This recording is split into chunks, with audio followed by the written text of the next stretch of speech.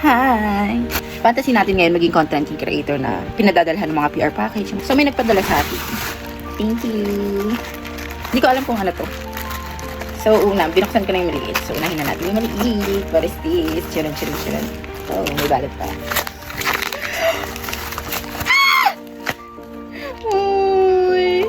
Matcha! Talaga yung effective ang pagkakarinig natin. Buti hindi po ako nakamatcha. So, yun, may matcha powder tayo. Yan.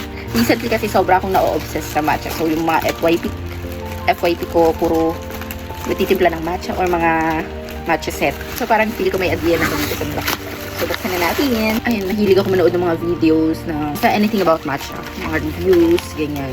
And, nagtithesis kasi ako. So, medyo, ano talaga yung budget ko. Kaya, I cannot afford pa na bumili. So, mga nasa basket ko lang sila. Pero yes.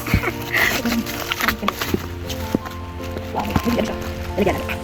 Tingnan ang nilagyan. And then, there's a box. Medyo mga siya. Balik na sa may kapatid. Hindi ko alam ko na to.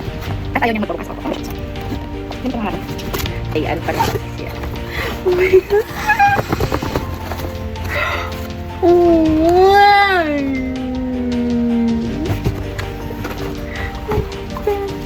deserve ko ba to?